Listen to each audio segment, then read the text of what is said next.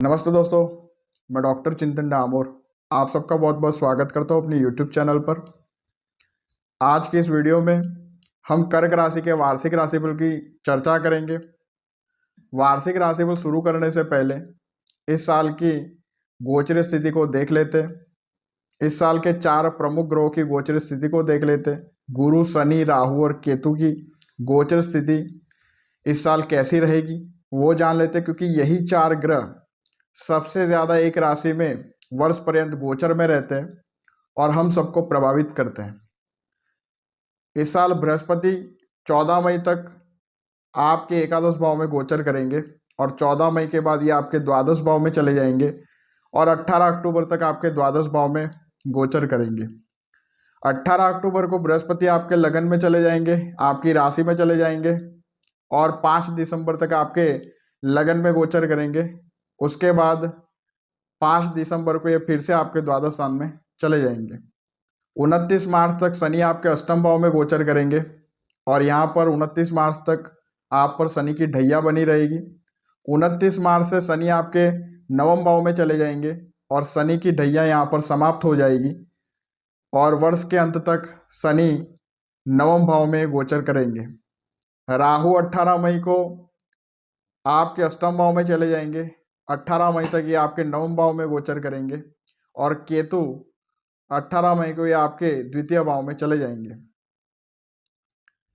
बृहस्पति यहाँ पर आपके षष्ठेश और नवमेश होकर के आपके एकादश भाव में गोचर कर रहे हैं 14 मई तक, और यहाँ पर बृहस्पति की सप्तम दृष्टि आपके पंचम भाव पर है। तो इस समय आपको संतान प्राप्ति का 14 मई तक योग बना हुआ है और इस समय संतान संबंधित शुभ समाचारों की प्राप्ति भी हो सकती है, संतान की उन्नति भी होगी और एजुकेशन में आपको सफलता की प्राप्ति हो सकती है। इस समय आपकी आय में निरंतरता बनी रहेगी। भाग्यश होकर के आपके लाभ भाव में बैठे हैं तो यहाँ भाग्य में भी वृद्धि देखने को मिलेगी, भाग्य का भी आपको साथ मिलेगा और आपकी इच्छाओं की पूर्ति होगी। 14 मई को ये आपके द्वादश भाव में चले जाएंगे तो यहाँ पर हेल्थ प्रॉब्लम्स बढ़ने लगेगी और विदेशों में जो पढ़ाई करे स्टूडेंट्स हैं उनके लिए यह वक्त अच्छा है। इस समय आपके खर्चों में भी वृद्धि देखने को मिलेगी। 18 अक्टूबर को ये आपके लगन में चले जाएंगे। फिर बृहस्पति की पंचम दृष्टि पंचम भाव पर, सप्तम दृष्टि सप्तम भाव पर और नवम दृष्टि नवम भाव पर रहेगी। तो फिर रिलेशनशिप के लिए बहुत अच्छा समय बन जाएगा और अक्टूबर के बाद कर्क राशि के लिए विवाह के योग भी यहाँ पे बनते हैं। 29 मार्च तक शनि आपके अष्टम भाव में रहेंगे। यहाँ 29 मार्च तक आपको शनि की ढैया का सामना करना पड़ेगा। हेल्थ प्रॉब्लम्स आपको यहाँ पे फेस करने पड़ सकते हैं। वैवाहिक जीवन में तनाव बढ़ सकता है। जीवन साथी का स्वास्थ्य भी यहाँ पे बिगड़ सकता है। आपका स्वास्थ्य भी यहाँ पर प्रभावित रहेगा। शनि की तीसरी दृष्टि आपके दसम भाव पर रहेगी तो करियर में भी चैलेंजेस यहाँ पे फेस करने पड़ेंगे। नवम भाव में शनि 29 मार्च को चले जाएंगे और शनि की ढैया फिर समाप्त हो जाएगी।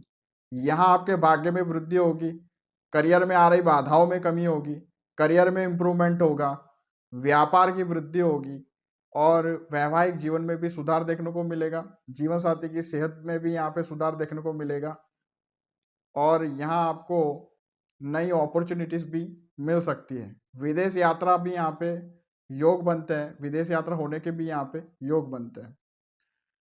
राहु आपके नवम भाव में 18 मई तक बने रहेंगे तो यहाँ भाग्यश बृहस्पति लाभ भाव में 14 मई तक बने रहेंगे। तो भाग्य में तो यहाँ चढ़ाव उतार रहेगा। भाग्यश बृहस्पति की स्थिति 14 मई तक तो अच्छी है, मगर भाग्य भाव में राहु की स्थिति यहाँ पर कभी आपका भाग्य साथ देता हुआ नजर आएगा तो कभी आपको भाग्य का बिल्कुल साथ नहीं मिलेगा। यहाँ पर आपके कार्यों में भी आपको रुकावटों का सामना करना पड़ सकता है। पिता की सेहत में भी गिरावट देखने को मिलेगी।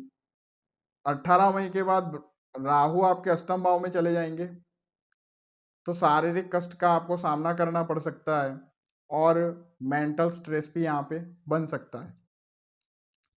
केतु 18 मई को आपके दूसरे भाव में चले जाएंगे तो उसके बाद यहाँ अचानक धनहानि होगी। धन संचित करने में कठिनाइयों का आपको सामना करना पड़ेगा। क्योंकि 14 मई के बाद बृहस्पति भी आपके द्वादश भाव में गोचर करेंगे और 18 मई से केतु आपके दूसरे भाव में गोचर करेंगे।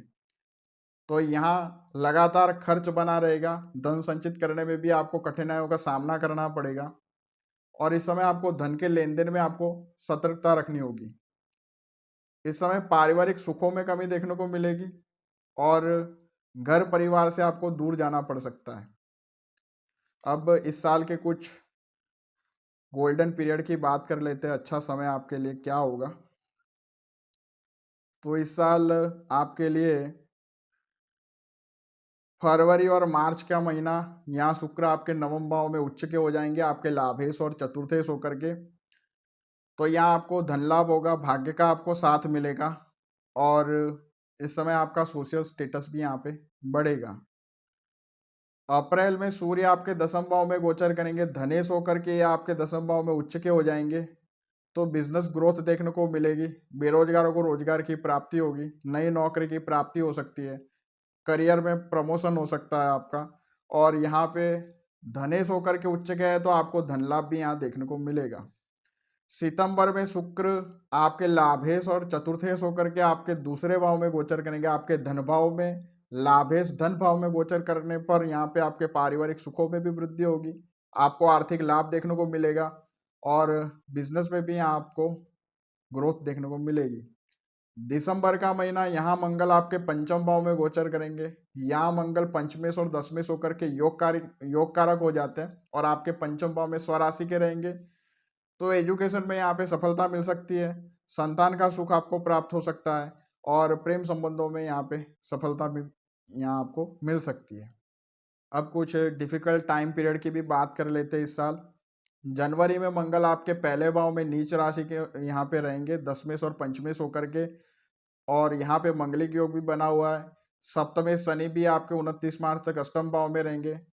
ऐसे में यहाँ मैरिड लाइफ में काफ़ी समस्याएं बढ़ेंगी और करियर में भी डिफिकल्टीज बढ़ेगी और एजुकेशन के लिए भी ये समय प्रतिकूल रहेगा।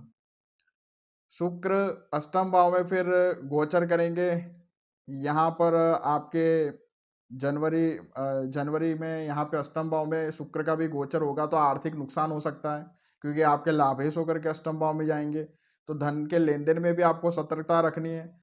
अक्टूबर महीने में सूर्य आपके चतुर्थ भाव में नीच के हो जाएंगे, तो धनेश होकर के यहाँ सूर्य नीच के हो जाएंगे तो यहाँ धन का नुकसान होगा, आर्थिक स्थिति आपकी कमजोर होगी और पारिवारिक सुखों में यहाँ पे कमी देखने को मिलेगी।